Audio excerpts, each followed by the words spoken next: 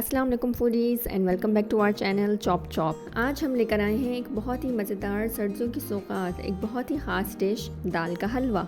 As winter is around the corner, this is the perfect time to make something that satisfies our cravings for warmth and sweetness. So before we dive into the recipe, make sure to subscribe to the channel and hit the like button. Now let's get started.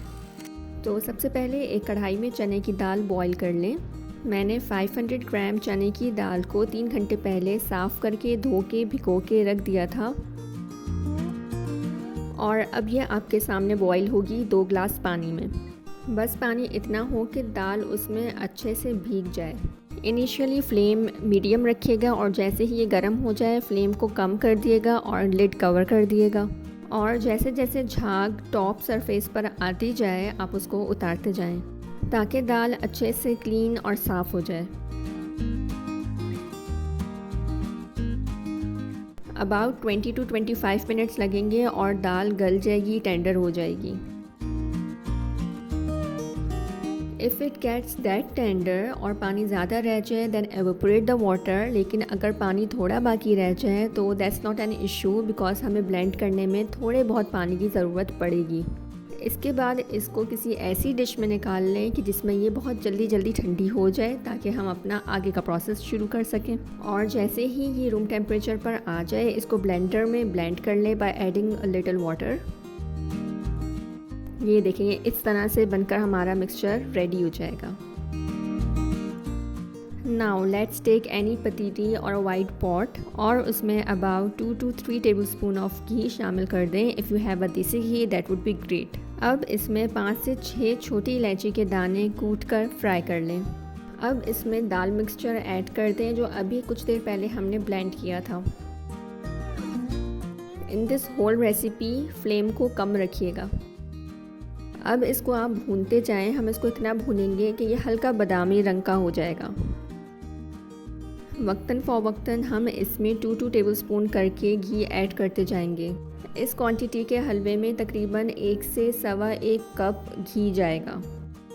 जैसे जैसे घी दाल में incorporate होता जाएगा हम मज़ीद घी add करते जाएंगे until ये स्पैचुला के साथ या आपके जो भी स्पून है उसके साथ चिपकना बंद हो जाए। Look, I am keep on adding the घी।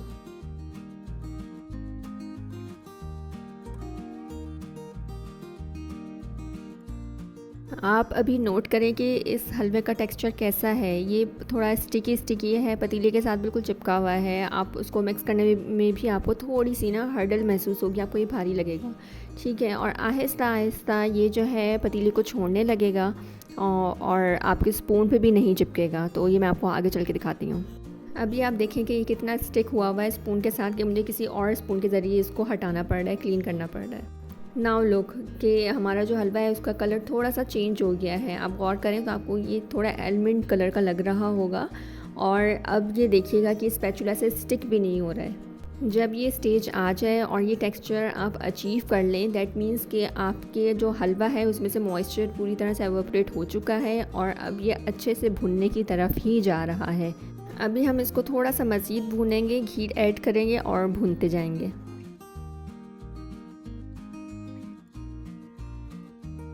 फिर इसमें 500 ग्राम ऑफ शुगर ऐड कर दें। जितनी क्वांटिटी आपकी दाल की होगी उतनी ही क्वांटिटी आपकी शुगर की होगी, ठीक है। इसको अच्छे से मिक्स करें और भूनें। अब भूनना क्यों ज़रूरी है, क्योंकि चीनी डालने के बाद हलवा में फिर से मॉइस्चर आ जाएगा क्योंकि चीनी पानी रिलीज़ करेगी। अब उसको एवोपरेट करने के लिए, ख़त्म करने के लिए हमें फिर से भूनना ज़रूरी है। देखिए अब ये इतना भून चुका है कि हलवा जो है पतीली को छोड़ रहा है। दैट मीन्स हमने अगेन वो टेक्सचर अचीव कर लिया है जो हमें चाहिए है कि इसमें मॉइस्चर भी ना हो और हलवा भी अच्छे से भून चुका हो। तो अब हम इसमें दूध शामिल कर देंगे। So here I am adding 1.5 litre दूध। ये दूध ऑलरेडी बॉइल्ड और रूम टेम्परेचर पर है। दूध को पहले बॉईल कर लेना ज़रूरी है बिकॉज़ इन केस अगर दूध सही ना हुआ, सॉर हुआ तो आपका हलवा भी ख़राब हो सकता है। So I am suggesting you to use a boiled milk. अभी मैंने हाफ़ इसमें ऐड किया है ताकि मैं इसको अच्छे से इनकॉर्पोरेट कर लूँ विद हलवा और फिर उसके बाद में बाकी का ऐड कर दूँगी इसमें।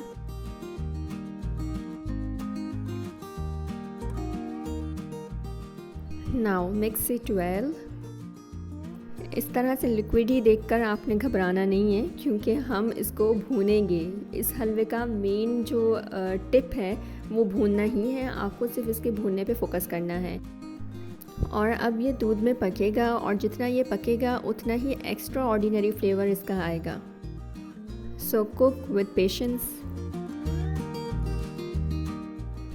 बिलीव मी, दूध में पकने के बाद जो फ्लेवर आएगा ना, you will love that. Look at how smooth it has become। ये स्टेज ऐसी है कि ये आपको स्मूथ अपीयरेंस और रिबन लाइक टेक्सचर देगा।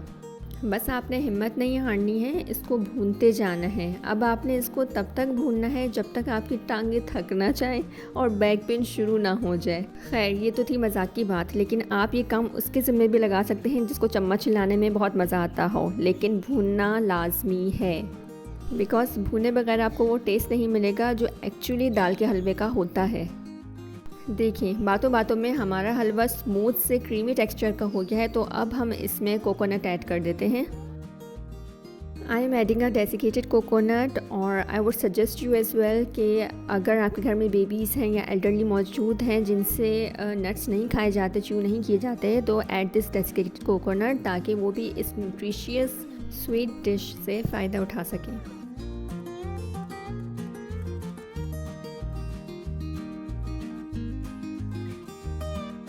देखिए, यहाँ मैंने थोड़ा सा सेपरेट कर लिया है उसके लिए जिसको नट्स बिल्कुल पसंद नहीं है।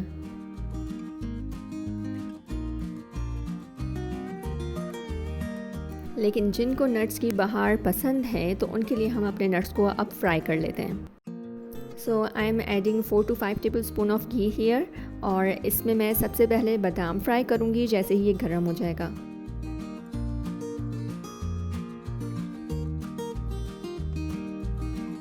इसको 3 से 4 मिनट के लिए पकाएं, और फिर इसमें हम काजू ऐड कर देंगे।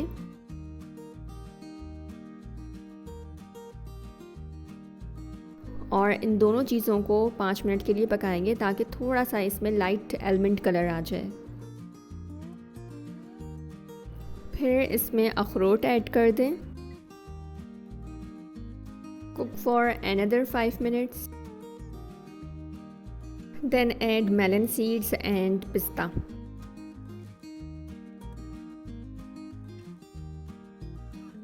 कुक फॉर अ मिनट, और फिर इसमें किशमिश ऐड करके 30 सेकेंड्स के लिए कुक करें, और फिर इसको फ्लेम से हटा दें।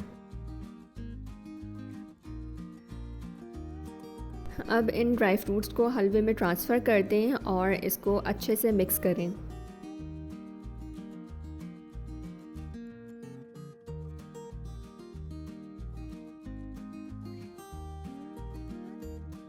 Then add about 2 pinches of zafran. इसको मैंने हल्का सा फ्राई करके क्रश कर लिया था, तो फिर इसको डाल दें। इसका फ्लेवर थोड़ा पोटेंट होता है, थोड़ा शार्प होता है, तो आपको ये थोड़ा सा ही डालना होता है। Now that's it. Cook for another 3 to 4 minutes and you are done. Turn off the flame, और फिर इसको जल्दी से गरम गरम किसी ऐसी डिश में निकाल लें कि जिसमें आप इसके पीसेस कर सकें। मैंने यहाँ पे स्टील का प्लेटर ले लिया है, इसके अंदर मैं इसको जल्दी जल्दी डाल रही हूँ और इसको मैं फ्लैट कर दूँगी to make pieces.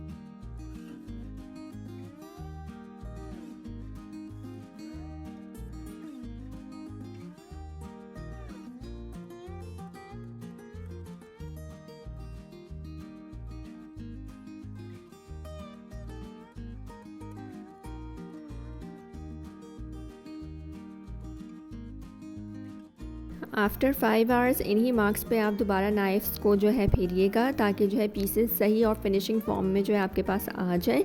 Because 5 hours बाद जो है ये हलवा थोड़ा जम जाएगा, क्योंकि इसमें चने की दाल का इस्तेमाल हुआ है। हमने चने की दाल से ये बनाया है हलवा, तो ऑब्वियस सी बात है ये रूम टेम्परेचर पर ही जम जाएगा।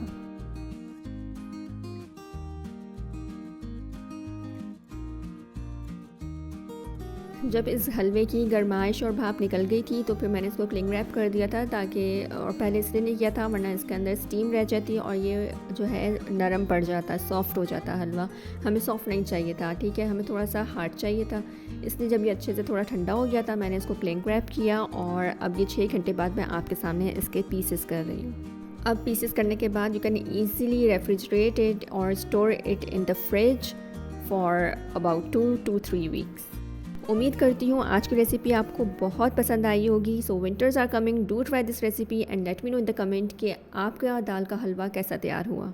बट बिफोर साइनिंग ऑफ एक छोटी सी रिक्वेस्ट कि अपने मज़लूम पैलेस्टाइन की आवाम को जितना और जैसा मुमकिन हो सके सपोर्ट करें, कुछ नहीं तो उनको दुआओं में ज़रूर याद रखें।